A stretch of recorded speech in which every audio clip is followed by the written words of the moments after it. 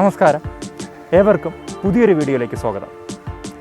ഞാനിപ്പോൾ നിൽക്കുന്നത് തിരുവനന്തപുരത്തെ ഏറ്റവും മനോഹരമായ ഒരു സ്ഥലത്താണ്, പൂവാർ.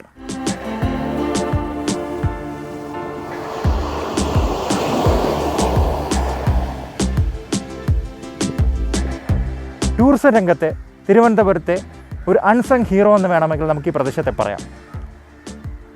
അറബിക്കടലിൻ്റെ സൗന്ദര്യം മുഴുവൻ വിളിച്ചുണർത്തുന്ന ഒരു പ്രദേശം, അതുപോലെ തന്നെ മനോഹരമായ നമ്മുടെ നെയ്യാർ പതിക്കുന്ന സ്ഥലം, അതായത് അറബിക്കടലിനെ സംഗമിക്കുന്ന സ്ഥലം, അതാണ് പൂവാർ. പൂവാറിൻ്റെ മനോഹാരിത നമുക്കെല്ലാവർക്കും ആസ്വദിക്കാൻ പറ്റുന്നൊരു പ്രദേശം കൂടിയാണിത്.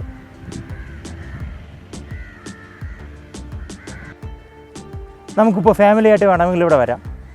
ഇപ്പോൾ നമ്മൾ ശംഖുമുഖത്തോ വേളിയിലോ അല്ലെങ്കിൽ കോവളത്തോ പോകുന്നതിനേക്കാൾ ഇവിടെ വന്നു കഴിഞ്ഞാൽ നമ്മളെ ഫാമിലിക്ക് ഒരു പ്രൈവസി കിട്ടും. കാരണം മറ്റുള്ള സ്ഥലത്തിനെ അപേക്ഷിച്ച് ഇവിടെ ആൾക്കാർ കുറവാണ്. അതുമാത്രമല്ല, ഏറ്റവും സുന്ദരമായൊരു പ്രദേശമാണ്. ഇന്നപ്പോൾ നിങ്ങൾ വിചാരിക്കും പൂവാറിനെ പറ്റിയിട്ടാണ് നമ്മളിന്നിവിടെ കാണിക്കാൻ പോകുന്നത്, അല്ലെങ്കിൽ പൂവാറിൻ്റെ മനോഹരമായ ദൃശ്യങ്ങളായിരിക്കും കാണിക്കാൻ പോകുന്നതായിരിക്കും നിങ്ങൾ വിചാരിക്കുന്നത്. നിങ്ങളെ നിരാശപ്പെടുത്തത്തില്ല, പൂവാറിൻ്റെ കുറച്ച് ദൃശ്യങ്ങൾ നമ്മൾ കാണിക്കും. പക്ഷേ ഇന്ന് നമ്മുടെ ഫോക്കസ് പോയിൻ്റ് എന്ന് പറയുന്നത് തിരുവനന്തപുരം ഗ്രീൻഫീൽഡ് ഇൻ്റർനാഷണൽ ഷിപ്പ്യാർഡാണ്.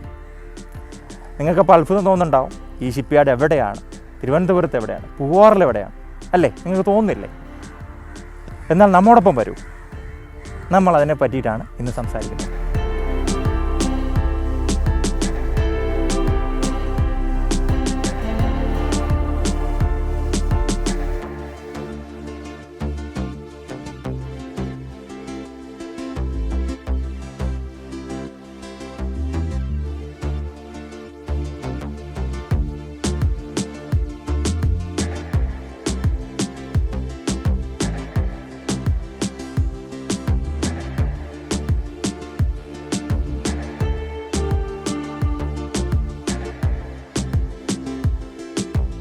ഈ ഷിപ്പ്യാർഡിനെ പറ്റി പറയുന്നതിന് മുന്നേ ഷിപ്പ്യാർഡ് എന്താണെന്നും ലോകത്തിലെ പല കൺട്രീസും അത് എങ്ങനെയൊക്കെ ഉപയോഗിക്കുന്നതെന്ന് നമുക്ക് നോക്കാം. ഒരു ഷിപ്പ്യാർഡ് എന്ന് പറയുന്നത് കപ്പൽ നിർമ്മാണം മാത്രമല്ല, അവിടെ കപ്പലിൻ്റെ മെയിൻ്റനൻസ് നടക്കും.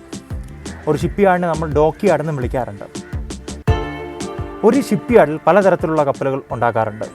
ക്രൂയിസ് ഷിപ്സ് ഉണ്ടാക്കാറുണ്ട്, കാർഗോ ഷിപ്സ് ഉണ്ടാക്കാറുണ്ട്, ബൾക്ക് വെസൽസ് ഉണ്ടാക്കാറുണ്ട്, യോട്ടുകൾ ഉണ്ടാക്കാറുണ്ട്, അതുപോലെ തന്നെ നേവൽ ആവശ്യങ്ങൾക്ക് വേണ്ടിയിട്ടുള്ള ഷിപ്സും ഉണ്ടാക്കാറുണ്ട്. ലോകത്തിലെ ഏറ്റവും വലിയ ഇൻഡസ്ട്രിയിൽ ഒന്നാണ് ഷിപ്പിംഗ് ഇൻഡസ്ട്രി. ഇന്ന് ലോകത്തിലെ ലീഡിംഗ് ഷിപ്പിംഗ് ഇൻഡസ്ട്രി ഉള്ള രാജ്യങ്ങളെന്ന് പറയുന്നത് സൗത്ത് കൊറിയ, ജപ്പാൻ, ചൈന എന്നീ രാജ്യങ്ങളാണ്. ഒരു കാലത്ത് യൂറോപ്യൻ രാജ്യങ്ങൾ അടക്കി വാണിരുന്ന ഒരു ഇൻഡസ്ട്രിയിലേക്കാണ് ഈ രാജ്യങ്ങൾ 2000-ന് ശേഷം കടന്നു വരുന്നത്. ഇപ്പോൾ സൗത്ത് കൊറിയയെ പറ്റിയോ അല്ലെങ്കിൽ ജപ്പാനെ പറ്റിയോ ചൈനയെ പറ്റി പറയുകയാണെങ്കിൽ ലോകത്തിലെ ലീഡിംഗ് ആയിട്ടുള്ള ഷിപ്പിംഗ് ഇൻഡസ്ട്രിയൽ കമ്പനി ഏതെന്ന് നോക്കിക്കഴിഞ്ഞാലും ഇവയായിരിക്കും. ഇപ്പോൾ എക്സാമ്പിളായിട്ട് പറയുമെങ്കിൽ സൗത്ത് കൊറിയയുടെ ഹൂണ്ടായി, അതേപോലെ സാംസങ്, ഇവരെല്ലാവരും ഷിപ്പിംഗ് ഇൻഡസ്ട്രിയിലെ അധികായന്മാരാണ്. ഇപ്പം ചൈന ആണെങ്കിൽ ചൈനയുടെ സ്റ്റേറ്റ് കമ്പനി ആയിട്ടുള്ള ചൈന സ്റ്റേറ്റ് ഷിപ്പിംഗ് കോർപ്പറേഷൻ ഉണ്ട്. അതുപോലെ തന്നെ ജപ്പാൻ്റെ കമ്പനികൾ. ഇതെല്ലാം നമുക്ക് മുന്നിൽ അവതരിപ്പിക്കുന്നത് വികസനത്തിൻ്റെ മറ്റൊരു മോഡ് ഓഫ് ഓപ്പറേഷൻസാണ്. അതുമാത്രമല്ല, ജപ്പാൻ എന്ന രാജ്യം 1945-ൽ നാഗസാക്കിയിലും ഹിറോഷിമയിലും ആറ്റം ബോംബിട്ട് നശിച്ച രാജ്യമാണ്. നമുക്കറിയാം, ലോകം മഹായുദ്ധം അവസാനിക്കുന്നത് ജപ്പാൻ്റെ പതനത്തോട് കൂടിയിട്ടാണ്. നിങ്ങളൊന്ന് ചിന്തിച്ചു നോക്കൂ, ഒരു രാജ്യം, അവിടുത്തെ ഇൻഡസ്ട്രികളെല്ലാം തകരുന്നു, ആൾക്കാർക്കെല്ലാം റേഡിയേഷൻ കൊണ്ടുള്ള അസുഖങ്ങൾ വരുന്നു, എന്നിട്ടും ആ രാജ്യം ഒരു 10-12 വർഷം കൊണ്ട് ഉയർത്തെഴുന്നേൽക്കുന്നു. അതൊരു അത്ഭുതമല്ലേ?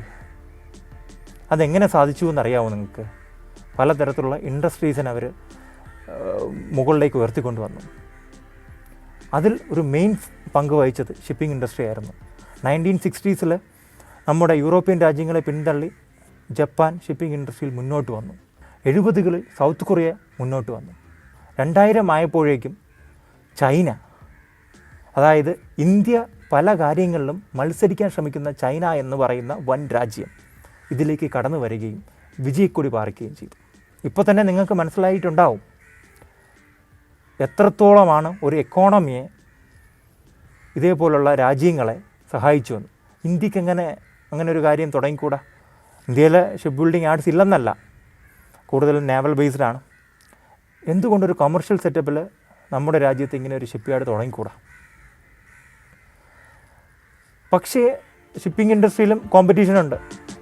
യൂറോപ്യൻ രാജ്യങ്ങളും അമേരിക്കൻ രാജ്യങ്ങളും നേരത്തെ ഇതിൽ അധികായന്മാരായിരുന്നു, അല്ലെങ്കിൽ ഇത് അടക്കി വാണിരുന്നവരായിരുന്നു. പക്ഷേ പുതിയ രാജ്യങ്ങൾ കടന്നു വന്നപ്പോഴേക്കും അവർ പുറകോട്ട് പോയി. എന്നാലും നമുക്ക് മുന്നേറണമെങ്കിൽ ഇതേപോലുള്ള ഷിപ്പിംഗ് ഇൻഡസ്ട്രീസിന് വളരെയധികം പോസിബിലിറ്റീസ് ഉണ്ട്. അങ്ങനെയാണ് വർഷങ്ങൾക്ക് മുമ്പ് കേരളത്തിൽ ഇങ്ങനെ ഒരു പ്രപ്പോസൽ അവതരിപ്പിക്കുന്നത്. കേരളത്തിലെ 3 സ്ഥലങ്ങൾ തിരഞ്ഞെടുത്തു: പൂവാർ, വിഴിഞ്ഞം, അതുപോലെ തന്നെ കണ്ണൂർ അഴീക്കൽ. എന്നിട്ട് പറഞ്ഞു ഒരു ഫീസിബിലിറ്റി സ്റ്റഡി നടത്താനായിട്ട്. കേന്ദ്ര സർക്കാരാണ് അന്ന് ഇത് മുന്നോട്ട് വയ്ക്കുന്നത്. ഒരു ഫീസിബിലിറ്റി സ്റ്റഡി നടത്താനായി പറഞ്ഞു. അങ്ങനെ നമ്മുടെ കൊച്ചിൻ പോർട്ട് ഒരു ഫീസിബിലിറ്റി സ്റ്റഡി നടത്തി. ഒരു ഷിപ്പ് ബിൽഡിംഗ് യാർഡ് കേരളത്തിലെ ഈ 3 പ്രദേശങ്ങളിൽ എവിടെയെങ്കിലും ഒന്ന് സ്ഥാപിക്കാൻ പറ്റുമെന്ന് നോക്കാനായിട്ട്. അപ്പോൾ ആ ഫീസിബിലിറ്റി സ്റ്റഡിയിൽ 3 സ്ഥലവും ഏകദേശം അനുയോജ്യമായിട്ട് തന്നെ വന്നു. ഇതിൽ ഏറ്റവും കൂടുതൽ പോസിബിലിറ്റി വന്നത് പൂവാറിനാണ്. അതിന് കുറച്ചേറെ കാര്യങ്ങളുണ്ട്. ഏറ്റവും വലിയ റീസൺ എന്ന് പറയുന്നത് ഇൻ്റർനാഷണൽ സീ റൂട്ടിൻ്റെ ഏറ്റവും അടുത്താണ് ഇത് കിടക്കുന്നത്. ഏകദേശം 10 നോട്ടിക്കൽ മൈലാണ് പൂവാറിൽ നിന്ന് ഇൻ്റർനാഷണൽ സീ റൂട്ടിലേക്കുള്ള ദൂരം. അതായത് ഏകദേശം 18.5 കിലോമീറ്റർ. അതുപോലെ തന്നെ 30 മീറ്ററോളം സ്വാഭാവിക ആഴമാണ് പൂവാറിനുള്ളത്. അപ്പോൾ ഒരു പോർട്ട് ഉണ്ടാക്കാനായിട്ട് വളരെ എളുപ്പമാണ്. അതുപോലെ തന്നെ അന്ന് വിഴിഞ്ഞത്തിന് നറുക്ക് വീഴാതെ പോകാൻ മെയിൻ റീസൺ എന്ന് വെച്ചാൽ വിഴിഞ്ഞത്ത് ഓൾറെഡി ഒരു മദർ പോർട്ട് വരുന്നത് കൊണ്ടാണ്.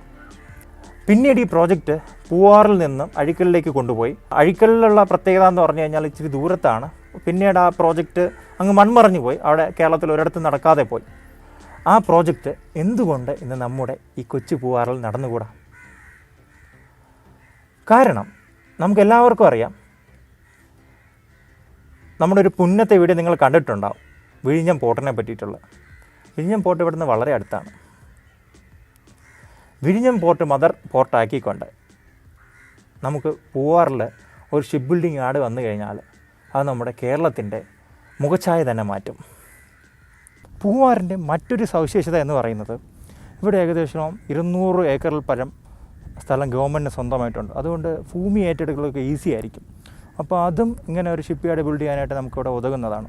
അതുപോലെ തന്നെ ഒരു എക്സ്റ്റെൻഡഡ് ആയിട്ടുള്ളൊരു ഷോർ ലൈൻ ഇവിടെയുണ്ട്. ഒരു ബീച്ച് തന്നെ ഏകദേശം 2 കിലോമീറ്ററോളം വരുന്നുണ്ട്. അപ്പോൾ അതും നമുക്ക് ഒരു പോർട്ട് സെറ്റപ്പിനുള്ള സഹായകരമാവുന്ന കാര്യങ്ങളാണ്.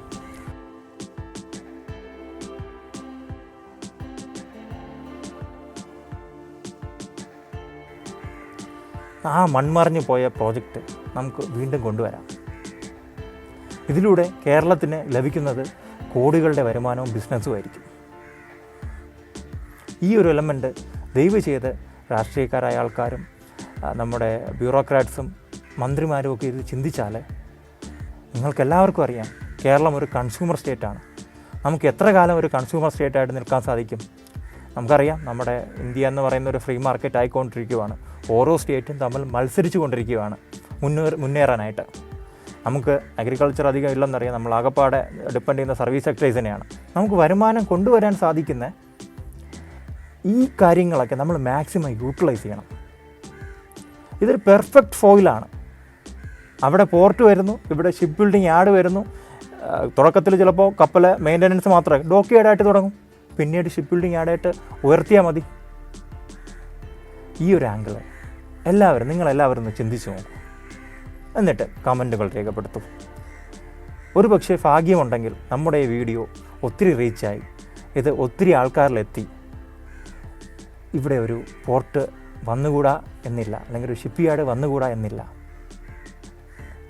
എന്തായാലും ഒരു ഫ്യൂച്ചർ പ്രോജക്റ്റായി നമ്മളിത് സമർപ്പിക്കുകയാണ് നിങ്ങൾക്ക്. ഒരു ഐഡിയ, ഈ ഒരു ഐഡിയ വികസിപ്പിക്കണമെങ്കിൽ വികസിപ്പിക്കാം, എന്ത് വേണമെങ്കിലും ചെയ്യാം. ഇതൊരു മൺമറിഞ്ഞ് നമ്മുടേതായിട്ടൊരു ഫ്രഷ് ഐഡിയ അല്ല. ഇത് നമ്മൾ ജസ്റ്റ് കുറച്ച് ബ്രൗസ് ചെയ്തപ്പോൾ കിട്ടിയതായിട്ടോ ഇത്. അത് നിങ്ങളിൽ നമ്മൾ എത്തിക്കുകയാണ്. പൂവാറിൻ്റെ ഈ മനോഹരമായ പ്രദേശത്ത് നിന്നും ഞാൻ സൈൻ ഓഫ് ചെയ്യുകയാണ്. മറ്റൊരു വീഡിയോയിൽ കാണുന്നത് വരെ നന്ദി, നമസ്കാരം.